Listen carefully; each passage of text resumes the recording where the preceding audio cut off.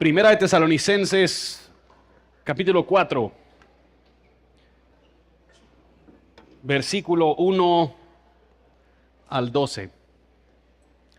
Vamos a leer el pasaje, pero como ya se sentaron, voy a dejar que permanezcan sentados para que no estemos haciendo ejercicio en el día de reposo.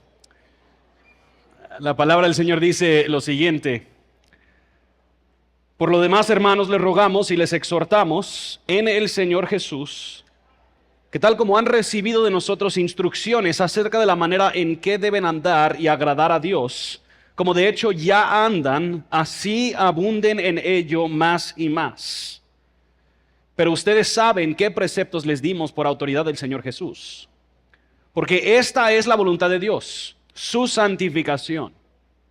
Es decir, que se abstengan de inmoralidad sexual, que cada uno de ustedes sepa cómo poseer su propio vaso en santificación y honor, no en pasión degradante como los gentiles que no conocen a Dios.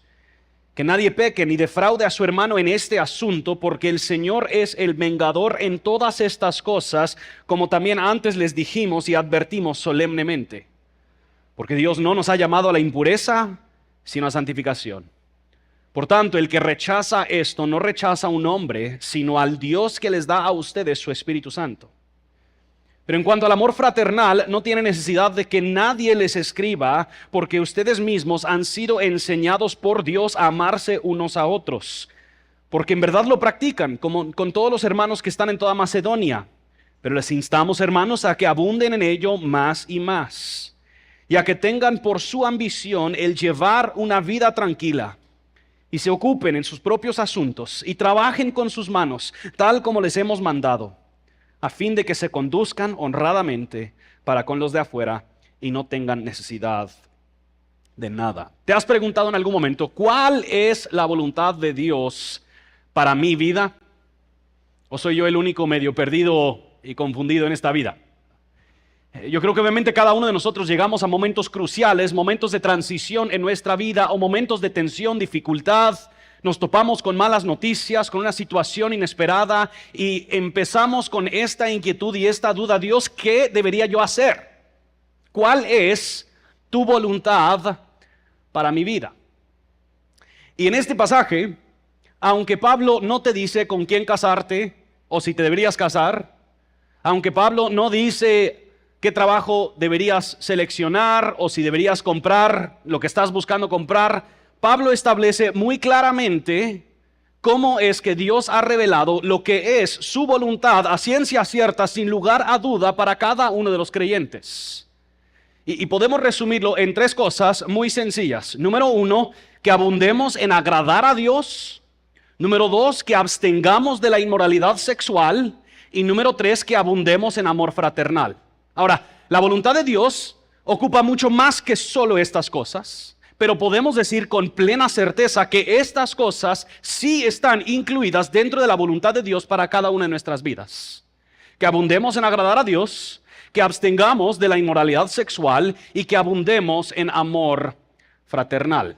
En general, la gente me dice que hablo rápido y hoy tenemos tres cosas muy grandes que tratar, así que abróchense los cinturones. Vamos rápido. Versículo 1 y 2. Por lo demás, hermanos, y noten el énfasis de Pablo, les rogamos y les exhortamos en el nombre del Señor Jesús.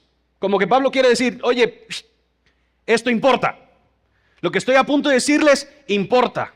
Les rogamos y les exhortamos en el Señor Jesús, que tal como han recibido de nosotros instrucciones acerca de la manera en que deben andar y agradar a Dios, como de hecho ya andan, así abunden en ello más y más.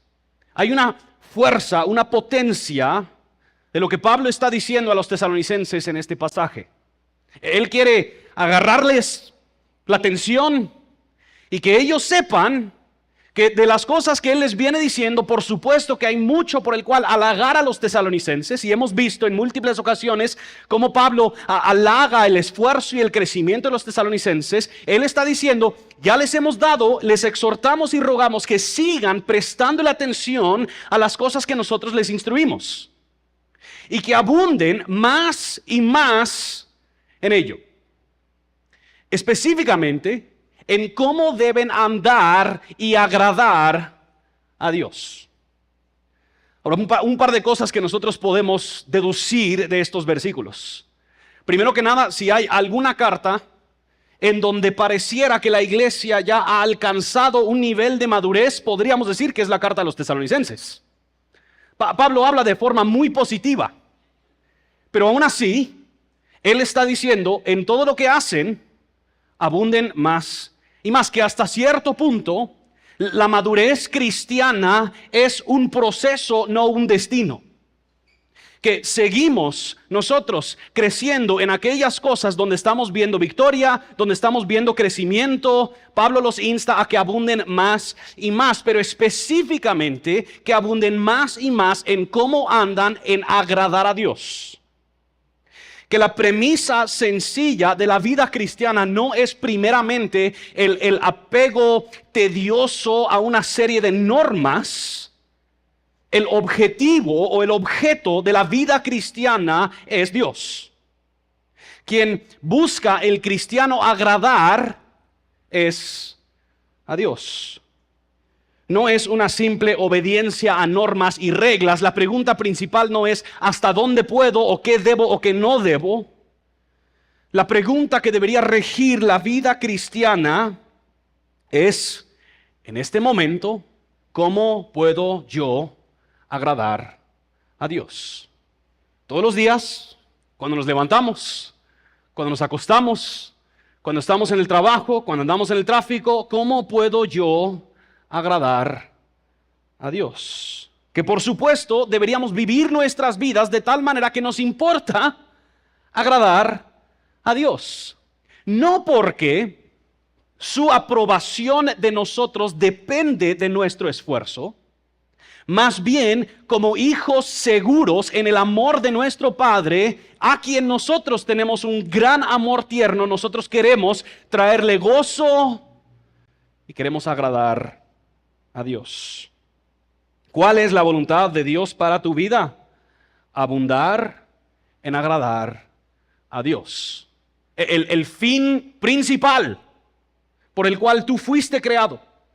La razón, el modo operandi de tu vida, el telos, o sea, lo podemos hasta en otros idiomas, ¿verdad? Pero la meta de tu vida es traerle gloria a Dios, es agradar a Dios. La pregunta principal que debería informar todas las otras áreas de tu vida, todas las otras decisiones que tú tomas, hasta cuando estás intentando discernir y descifrar cuál es la voluntad de Dios en asuntos más ocultos de tu vida.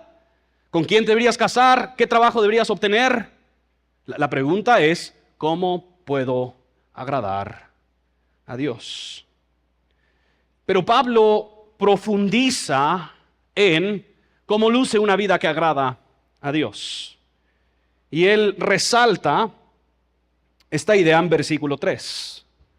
Porque esta es la voluntad de Dios, su santificación. Es decir, su santificación. Ahora, por supuesto, cuando Pablo dice que esta es la voluntad de Dios, sí está solo hablando de una cierta porción del plan de Dios para nuestras vidas. Dios tiene un plan para cada una de nuestras vidas aquí. Un plan que en su mayoría Él nunca nos lo ha revelado. Y lo vamos descubriendo en la medida que nosotros vivimos nuestra vida, ¿verdad? Se ha dicho en broma en varios diferentes lugares, la razón por la que yo sé que Jenny es con quien yo me debía haberme casado, es porque estoy casado con Jenny. O sea, uno va descubriendo en la medida que va tomando decisiones. Dios, no es como que nosotros vamos viviendo nuestra vida y Dios dice, ¡ay! Eso no pensaba que lo iban a hacer. Se salieron de mi voluntad. No sucede así. Hay cosas que a menudo Dios no nos las revela anticipadamente, sino que con su Espíritu Él simplemente nos va guiando y nosotros vamos tomando decisiones que son su voluntad. ¿Te casarás o no? ¿Y con quién? ¿Qué trabajo tendrás? Estas son preguntas a las que a menudo no vamos a tener respuestas. Y simplemente tenemos que ejercer sabiduría bajo la sumisión al Espíritu Santo y tomar decisiones. Pero lo que podemos decir con plena certeza es que Dios sí ha revelado una parte de su voluntad para tu vida. Y es que te ocupes en crecer en santidad. Es que te ocupes en santificación, en crecer en santidad, en vivir una vida que abunda en agradar a Dios. Más aún de lo que a Dios le importa si logras tú resolver el rompecabezas de con quién o no casarte.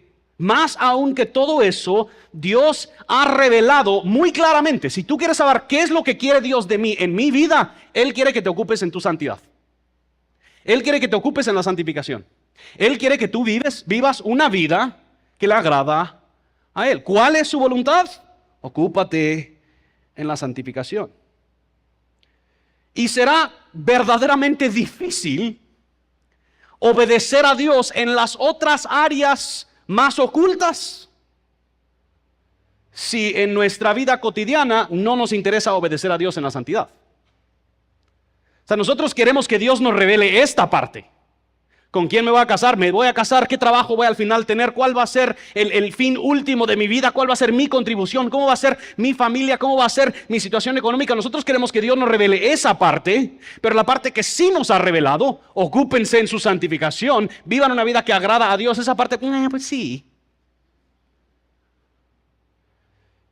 Es difícil discernir y ser dirigido y guiado por el Espíritu Santo en las decisiones grandes de la vida si no nos interesa someternos a Dios en lo que Él sí nos ha revelado en su palabra de que nos ocupemos en la santificación. La voluntad de Dios es que vivamos una vida que le agrada a Él, consagrada a Él. Una vida dedicada a Él, una vida apartada para Él. Pablo está reafirmando lo que él ya les ha dicho antes. Deberíamos vivir nuestra vida para agradar a Dios. Nuestra vida no es nuestra, no nos pertenece a nosotros, sino que le pertenece a Él. Entonces invertimos los dones, las habilidades, los talentos, los recursos que nosotros tenemos para agradarlo a Él, para honrarlo a Él. Otros versículos enfatizan esto.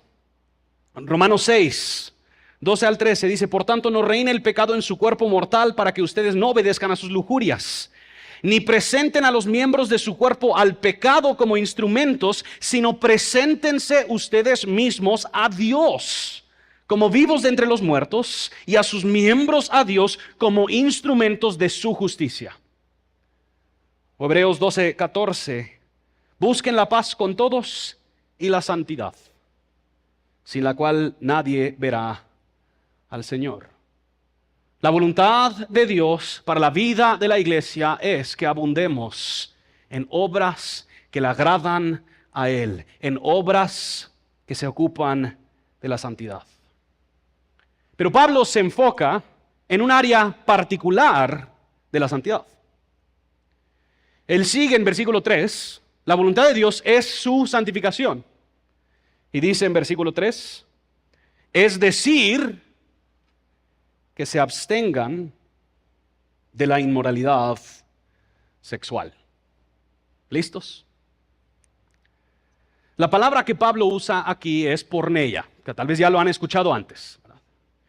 Es una palabra muy amplia a propósito. Es de donde obtenemos nuestra palabra pornografía, pero porneia incluye mucho más que la pornografía. Es un término amplio, y yo creo que pues es un término amplio en parte porque los seres humanos son creativos en encontrar maneras de transgredir la ley de Dios. Entonces Pablo agarra un término lo más amplio posible, que se refiere a toda conducta sexual fuera del diseño de Dios. Usar el cuerpo diseñado por Dios de una manera que se desvía de los propósitos de Dios, atenta contra Dios y atenta contra la misma humanidad del ser humano. Porneia, ¿qué podemos decir que incluye? Ahora, siempre al final de un listado así va a haber un etcétera, porque los seres humanos somos creativos en encontrar maneras de practicar la porneia. Toda relación o experiencia sexual fuera del pacto matrimonial entre un hombre y una mujer. Esto incluye encuentros sexuales antes del matrimonio. Incluye encuentros sexuales extramaritales. O sea, uno que está casado, pero tiene relaciones o encuentros sexuales con alguien que no es su cónyuge. Incluye toda relación o encuentro sexual entre dos personas del mismo sexo. Incluye el consumo de la pornografía, la masturbación. La porneia es un término tan inclusivo porque el ser humano es astuto y creativo en encontrar maneras de tergiversar, y todo eso cae bajo esta sombrilla de abstenernos de la inmoralidad sexual. Cuando la sexualidad diseñada por Dios es tergiversada, esto no resulta en el florecimiento de los seres humanos. No dejes que la cultura te mienta. Solo porque puede haber placer temporal o momentáneo, no significa que los seres humanos están floreciendo. Porque cada acto fuera del diseño de Dios deteriora el diseño del ser humano. Destruye lo que Dios ha creado para bien. Termina degradando y defraudando a las personas. No es, la inmoralidad sexual no es seres humanos explorando con su libertad, es pervertir lo que Dios ha creado como bueno. Y cuando pervertimos la creación de Dios, esto siempre resulta en deterioro y destrucción. Aunque es placentero momentáneamente, es destructivo a largo plazo. Ahora, hasta ahorita solo se ha mencionado encuentros o relaciones entre adultos que consienten. Pero tengan por seguro que porneia obviamente incluye toda índole de abuso y de aprovechamiento de los vulnerables o los débiles. Ahora quiero ser muy claro. Si tú has sobrevivido a abuso sexual, tú no eres culpable de haber participado en inmoralidad sexual. Si tú has sobrevivido a abuso sexual, tú no eres culpable de haber participado en inmoralidad sexual. Tú eres sobreviviente de la perversión de alguien más, pero no es tu culpa. Los agresores son culpables de inmoralidad sexual, pero tú no. El abuso sexual es diabólico, satánico. Ahora, toda porneia lo es. En varios diferentes lugares vemos cómo Pablo resalta, dice, pero específicamente la inmoralidad sexual, porque el ser humano cuando peca sexualmente peca contra su propio cuerpo. O sea que hay, de una forma u otra, hay una destrucción particular que sucede en la esencia del ser humano cuando participa en la inmoralidad sexual. Pero cuánto más cuando es un aprovechamiento de alguien vulnerable o débil. Es satánico porque quien quiere robar, extraer, destruir y matar es Satanás. El abuso sexual tritura la capacidad de identidad sexual de las personas. Genera tremenda confusión y el enemigo luego usa esa confusión para mentirte acerca de tu valor, acerca de tu pureza y acerca de tu sexualidad. Y si tú has sobrevivido a abuso sexual, te animaría a que busques a alguien confiable, preferiblemente a un profesional con quien puedas empezar a procesar lo que has vivido. Intentar a resolver lo que has vivido dentro de los confines de tu propia mente será muy difícil. Pero lo que nosotros sabemos es que no hay ni una sola situación que dentro de las manos de Dios es incapaz de la redención. Y Dios está en la obra de hacer todas las cosas nuevas. La sexualidad es quizás el área donde más depravación secreta existe entre los seres humanos, inclusive en la iglesia. No hablamos del tema por pena, por miedo a que se nos expongan hasta nuestros propios secretos. Pero nuestra pena por proteger a la gente o por no querer exponer a alguien o no exponernos a nosotros, suceden cosas entre seres humanos y entre los cristianos que son perversas y satánicas y tienen que ser expuestas y tratadas. No tenemos que ver muy lejos que la situación que ahorita está en las noticias del artista Diddy. Nunca pensé que en una prédica iba a mencionar el nombre de Diddy. Bienvenido a 2024.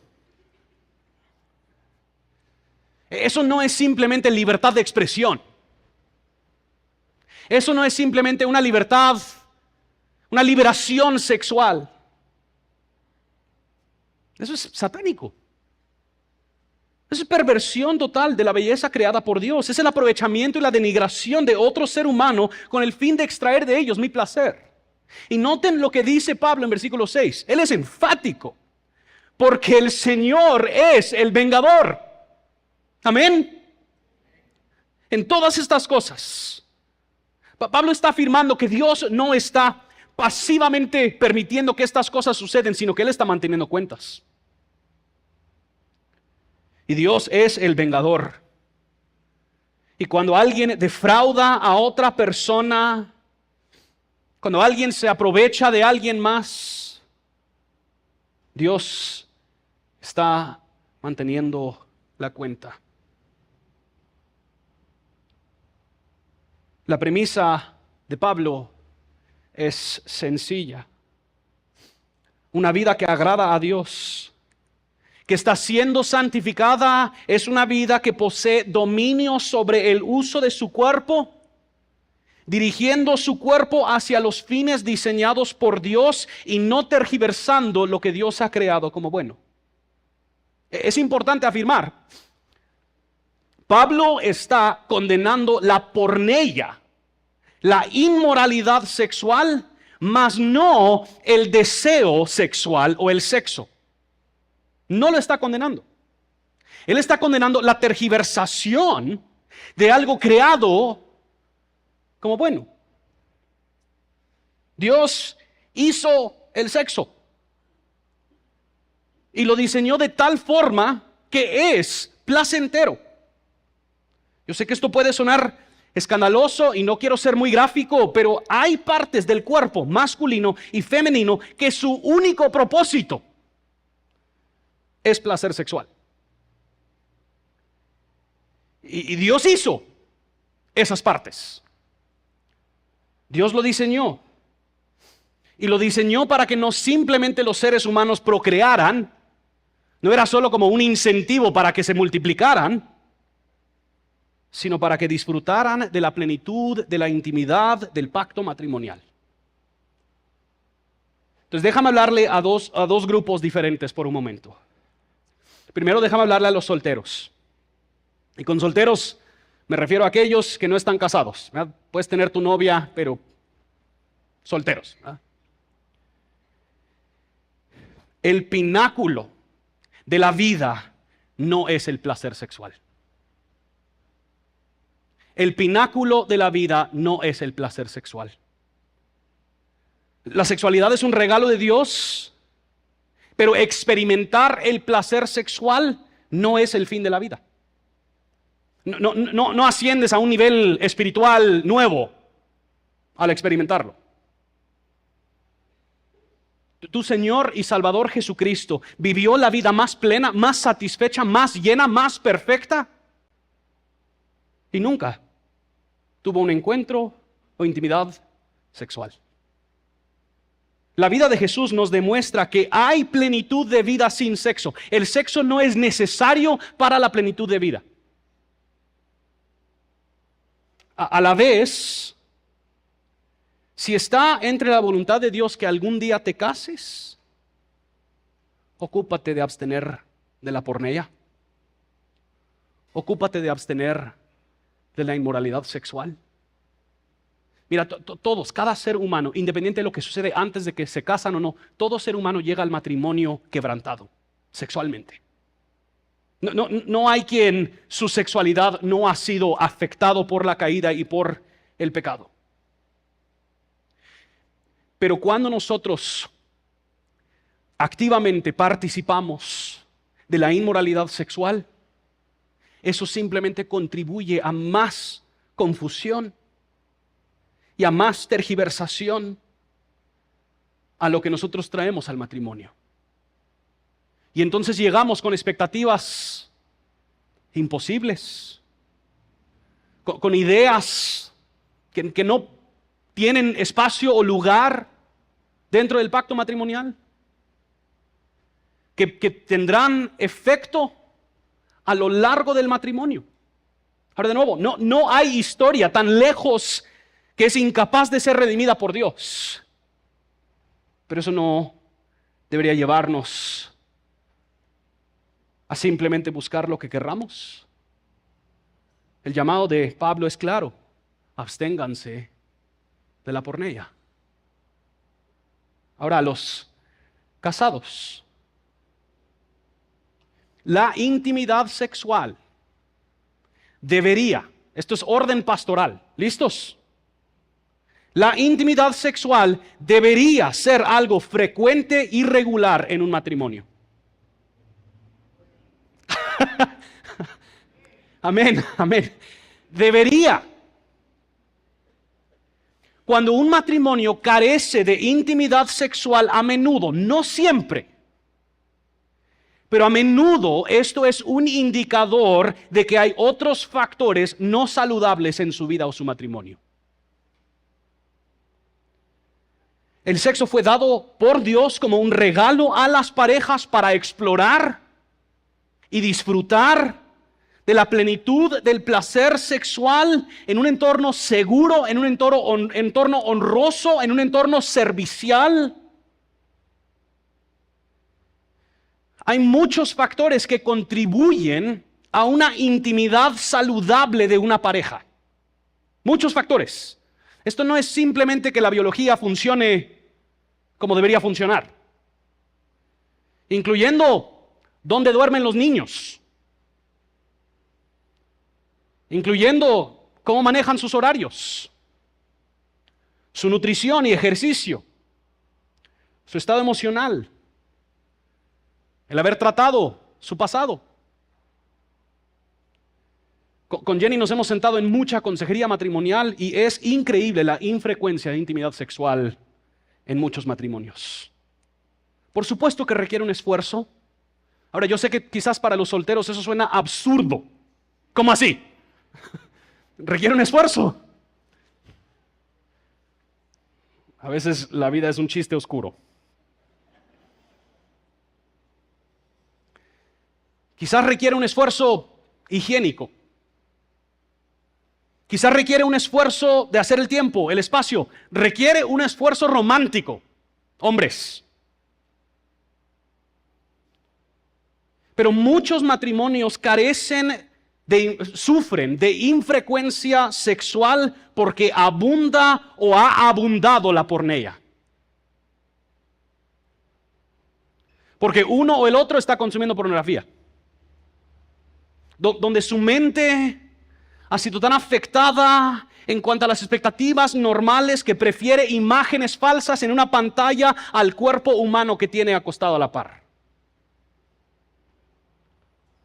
Y una de las maneras de hacer guerra contra la pornea, contra la inmoralidad sexual, es celebrando y gozando la bella creación de Dios en el sexo como Él lo hizo.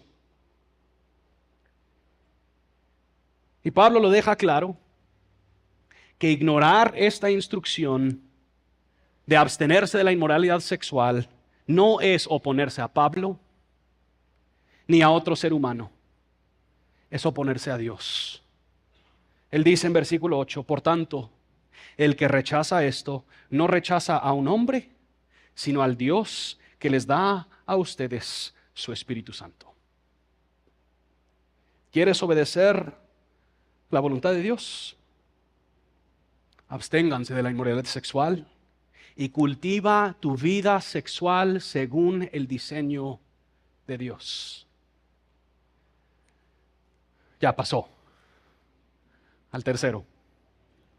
Abunden en amor fraternal. Noten versículo 9 al 12. Pero en cuanto al amor fraternal, no tiene necesidad de que nadie les escriba, porque ustedes mismos han sido enseñados por Dios a amarse unos a otros. Porque en verdad lo practican con todos los hermanos que están en toda Macedonia, pero les instamos, hermanos, de nuevo, a que abunden en ello más y más. Y a que tengan por su ambición llevar una vida tranquila. Se ocupen de sus propios asuntos y trabajen con sus manos, tal como les he mandado, a fin de que conduzcan honradamente para con los de afuera y no tengan necesidad de ello. Pablo de nuevo los halaga por su amor fraternal entre ellos. Están demostrando el amor que produce el evangelio en ellos. Él dice, así como Dios los ha instruido, así han estado amando, que Dios ha sido su ejemplo y su instructor. Al ver su ejemplo de amor, ellos así están amando. Y Pablo les anima de nuevo a que ellos abunden más y más en ello.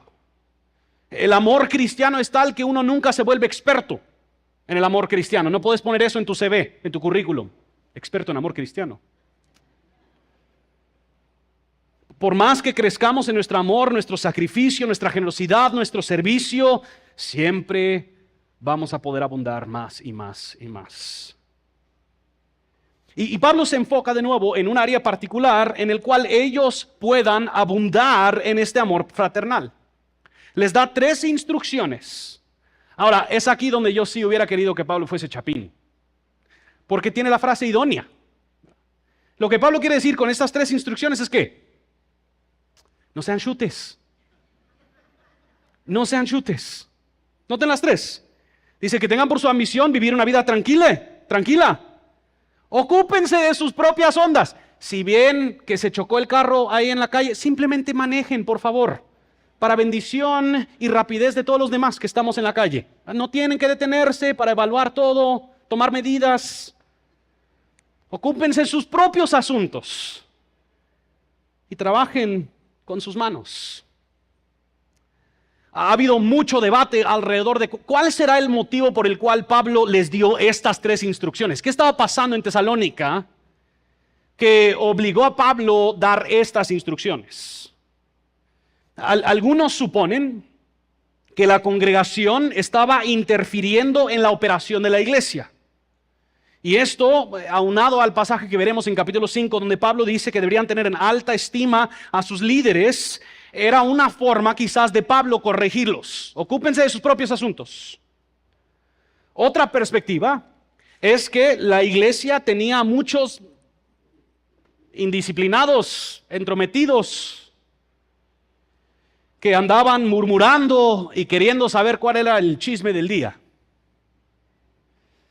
Y Pablo les está diciendo que tales conductas no demuestran amor fraternal.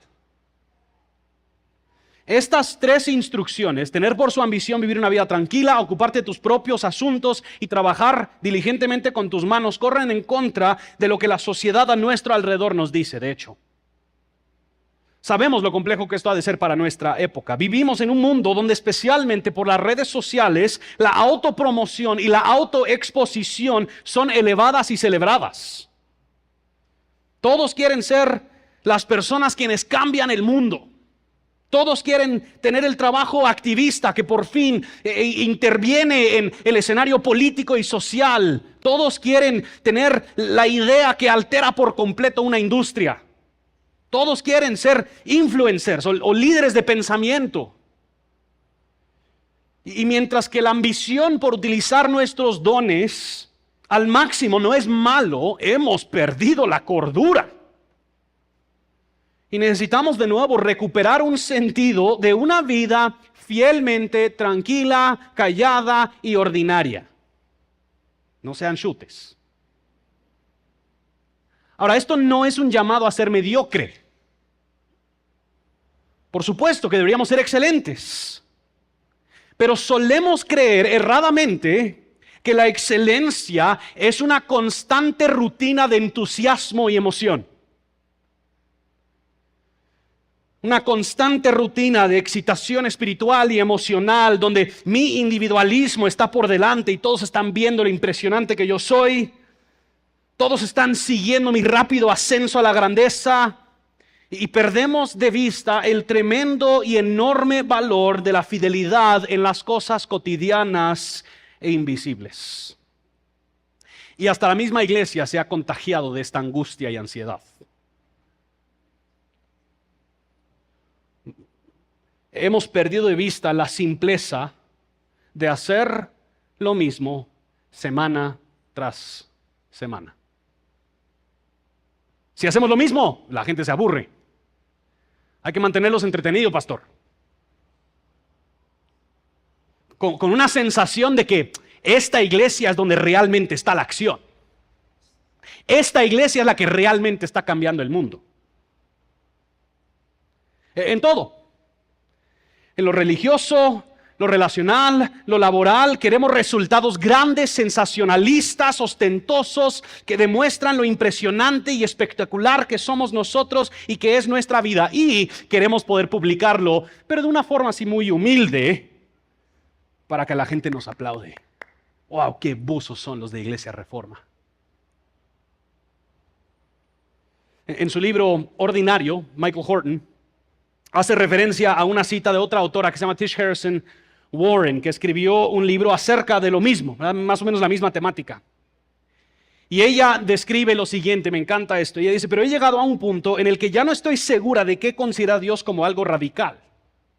Y sospecho que para mí levantarme y lavar los platos cuando me faltan horas de sueño y paciencia es mucho más costoso y requiere una mayor revolución en mi corazón que algunas de las formas de vida más arriesgadas en apariencia que he vivido en el pasado. Y esto es lo que necesito ahora. La valentía para enfrentarme con un día normal. Una tarde con un bebé con cólicos, en la que probablemente voy a frustrarme con mi hijo de 2 años y fastidiarme con mi vecino ruidoso, sin desesperarme. La valentía que se necesita para creer que una vida pequeña sigue siendo una vida significativa. Y la gracia de saber que incluso cuando no he hecho nada poderoso o audaz o interesante, el Señor me nota y me quiere y eso es suficiente. Tengan por su ambición vivir una vida tranquila. Mis 2 abuelitos son un excelente ejemplo de esto. Ambos abuelitos nunca tuvieron, ni saben qué es Facebook, ni nunca en su vida van a entrar a Instagram.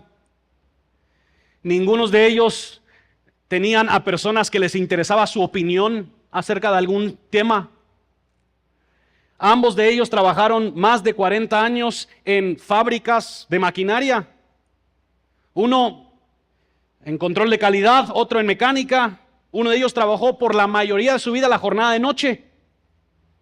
Eran hombres fieles a sus esposas, fieles a sus iglesias, fieles a su familia, fieles a su vocación. Ambos oraban, practicaban las disciplinas espirituales. Ninguno de los dos leyeron muchos libros. Ninguno de los dos estudiaron mucho, pero ambos tenían vidas de tremendo impacto generacional. Necesitamos más hombres y mujeres así. Elevamos a los que se paran en la plataforma. Pero eso, hermanos y hermanas, es el sistema de valores del mundo. Eso no es el sistema de valores del reino. Necesitamos a más hombres y mujeres que agachan la cabeza. Son fieles a Dios, fieles a sus familias, fieles en sus iglesias, fieles en su trabajo. Que en su pedacito del mundo cultivan su vida con excelencia y en tranquilidad, ocupándose de lo suyo. Y esto es en el contexto de, como veremos en la próxima semana, de que Cristo está por regresar. Entonces, Pablo les está diciendo, mientras que esperamos el retorno de Cristo, sé fiel. Sé fiel. Eres maestro. Sé un buen maestro, fiel. Sirve a tu iglesia, ama y sirve a tu familia y luego muere y encuéntrate en los brazos de Dios. ¿Eres mecánico? ingeniero, médico. Sea un excelente mecánico, sea un excelente ingeniero, sea un excelente médico. Sirve a tu iglesia, ama a tu familia, muere y encuéntrate en los brazos de Dios. Yo creo que en Reforma hemos a veces dado a entender que el trabajo fiel y constante es de menos relevancia a los trabajos que están enfrentándose directamente con la vulnerabilidad, con la pobreza o llevando el evangelio a lugares no alcanzados. Y por supuesto que esto importa. Si a eso Dios te ha llamado. Pero también importa el trabajo fiel y ordinario que fielmente cultiva el pedazo de tierra que Dios te ha dado. Miranda Carls lo dice así: no importa cuál sea tu puesto de trabajo, el mensaje para todos los cristianos es el mismo. Jesús va a regresar. Mientras tanto, cumple fielmente con tus deberes diarios, que pueden incluir vender casas, dirigir reuniones, servir café o limpiar pisos de baño. En cualquier caso, tu ética laboral y tu amor por los demás son actos de obediencia y mayordomía fiel mientras esperas el regreso de Cristo. Si buscas que tu vida sea un constante reel de Instagram o una aventura interminable de entusiasmo y riesgos y viajes y experiencias, si siempre eres tú donde está toda la acción, por más significativo que tú sientas que es tu vida, solo lo será si la gestionas en amor para los demás, en servicio a los demás. He usado esta cita antes, pero Terrence Malick en su película A Hidden Life, una vida escondida, cuenta la historia de un hombre que resiste jurar lealtad a Hitler. En la Segunda Guerra Mundial es arrestado y no les voy a contar lo que sucede al fin, pero se los dejo ahí a su imaginación. Pero Malick usa la cita de George Eliot, que tenía sus ondas no apropiadas, pero la cita es buena y dice lo siguiente: el creciente bien del mundo depende en parte de actos no históricos. Y el que las cosas no estén tan mal para nosotros como podrían haber estado, se debe en parte a la cantidad de personas que vivieron fielmente una vida oculta y descansan en tumbas no visitadas. Que tener por tu ambición una vida tranquila, que se ocupa de lo tuyo, que trabaja con sus manos, es un regalo a la gente a tu alrededor, a unas futuras generaciones. Y Pablo concluye con esto: a fin de que se conduzcan honradamente para con los de afuera y no tengan necesidad de nada. En un mundo lleno de ansiedad, lleno de sensacionalismo, buscando experiencia tras experiencia, noticia tras noticia, emborrachados de placer pero insatisfechos y siempre buscando más, una comunidad de personas que viven vidas tranquilas, fieles y gozosas, testifican grandemente a la verdad del Evangelio. Pablo dice que esto demuestra que no tiene necesidad de nada. Ya lo tenemos todo. No necesitamos placer sexual desordenado para darnos un sentido de poder o de amor. No necesitamos aventuras sensacionalistas para darnos un sentido de importancia. No necesitamos meternos a la vida de otros para darnos un sentido de superioridad. El Dios del universo nos ha visto en Cristo y ha declarado eternamente su amor, aceptación y deleite en nosotros. No nos falta nada. Y por lo tanto nosotros buscamos obedecer su voluntad. ¿Cuál es su voluntad? Pues incluye muchas cosas en tu vida. Muchas que quizás nunca vas a descubrir hasta que las vives.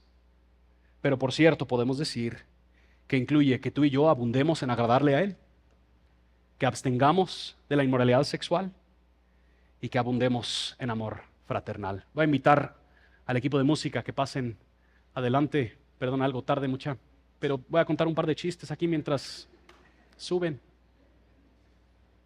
Oremos y respondamos en adoración. Dios, gracias por tu fidelidad hacia nosotros y que no nos has dejado simplemente en nuestra situación quebrantada, sino que tú nos has rescatado, redimido, salvado, y que no nos has luego dejado a solas, sino que tú has colocado en nosotros tu Espíritu Santo para dirigirnos y guiarnos, pero que también tú nos has dejado muy claro cómo nosotros podemos vivir vidas que realmente florecen, que se alinean con tu diseño, que producen verdadera y profunda prosperidad en nuestra alma, gozo. Así que, Señor, te ruego, Dios, que tú nos permitas a nosotros vivir vidas que te agradan a ti, buscar y someternos a tu voluntad. Es en el nombre de Jesús que oramos. Amén y amén. Pongámonos en pie y respondamos en adoración.